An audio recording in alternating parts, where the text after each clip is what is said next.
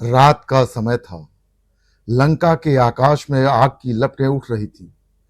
चारों ओर युद्ध का शोर था, लेकिन रावण के महल एक कक्ष में अजीब सी शांति पसरी हुई थी।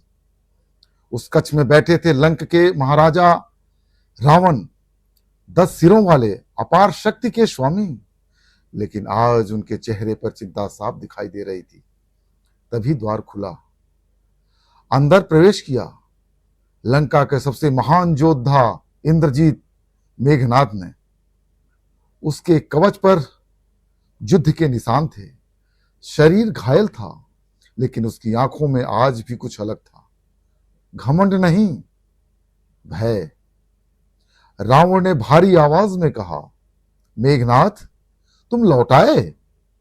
क्या राम और लक्ष्मण मारे गए?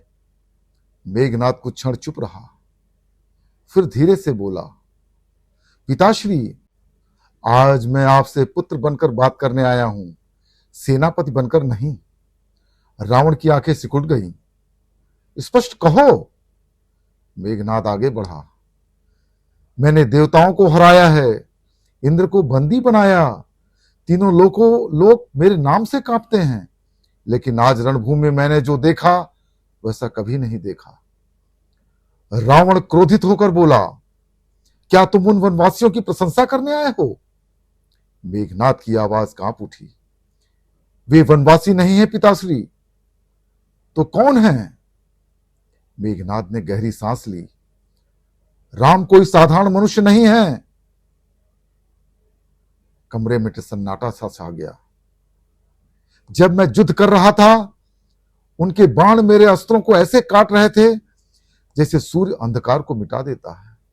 उनके चेहरे पर क्रोध नहीं था, केवल करुणा थी। ऐसा योद्धा मैंने कभी नहीं देखा। रावण हंसा, करुणा युद्ध में? हां पिताश्री, मेघनाद जोर से बोला।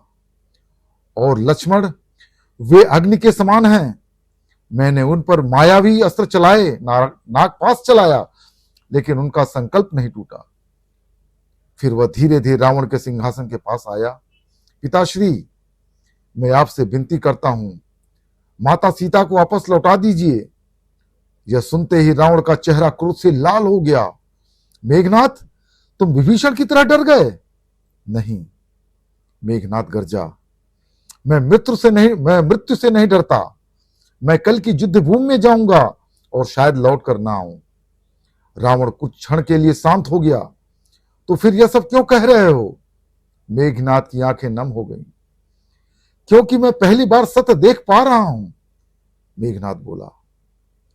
जब राम धनुष उठाते हैं, ऐसा लगता है स्वयं धर्म खड़ा हो।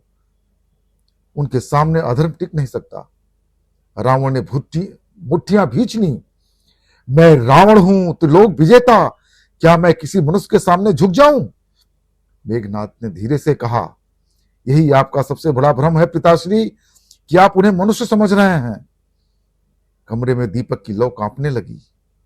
मेघनाद आगे बोले, आज युद्ध भूमि में एक क्षण ऐसा आया जब मैंने राम को देखा और मुझे लगा जैसे स्वयं विष्णु मेरे सामने खड़े हैं। रावण कुछ पल के लिए चुप रह गया। उसके 10 चेहरों पर अलग अलग भाव थे, क्रोध, अहंकार, भय और कहीं गहराई में छुपा हुआ सत्य। क्या तुम चाहते हो कि मैं हार मान लूं? मेघनाद ने सिर झुका लिया। मैं चाहता हूं कि लंका बच जाए। यह सुनकर रावण सिंहासन से उठा। उसकी आवाज भारी हो गई। मेघनाद, शायद तुम सही हो, शायद राम साधारण नहीं है, लेकिन अब बहुत देर हो चुकी है। मेघनाद ने दुख भरी मुस्कान दी। देर कभी नहीं होती पिताश्री। रावण खिड़की की ओर देखने लगा, जहां दूर युद्ध की आग जल रही थी। नहीं पुत्र, अब यह युद्ध केवल सीता के लिए नहीं रहा, अब यह रावण के अहंकार और राम के धर्म के बीच है। मेघनाद समझ गया, रावण अब नहीं बदलेगा। उसने अपने पिता के चरण छुए, तो मुझे आशीर्वाद दीजिए। रावण ने कांपते हाथों से उसके सिर पर हाथ रखा। तुम लंका का गौरव हो पुत्र। मेघनाद ने अंतिम बार कहा, अगर कल मैं मर जाऊं तो याद रखिएगा, राम से कोई नहीं जीत सकता। इतना कहकर वह चला गया। रावण उसे जाते हुए देखता रहा और पहली बार लंका का महान सम्राट अंदर ही अंदर डर गया था। अगले दिन रणभूमि में लक्ष्मण के बाणों से मेघनाद का अंत हो गया, लेकिन उसकी आखिरी बात सत्य साबित हुई। धर्म के सामने बड़ी शक्ति भी टिक नहीं सकती। भाइयों बहनों, तो कैसी लगी हमारी यह कहानी? यह था रावण और मेघनाद का अंतिम संवाद। अगर यह कहानी आपको पसंद आती है तो इस चैनल को सब्सक्राइब कीजिए, लाइक कीजिए और वीडियो को शेयर कीजिए और हमसे जुड़े रहें, ताकि हम और अन्य नई नई कहानियां आपको सुनाते रहें। जय श्री राम।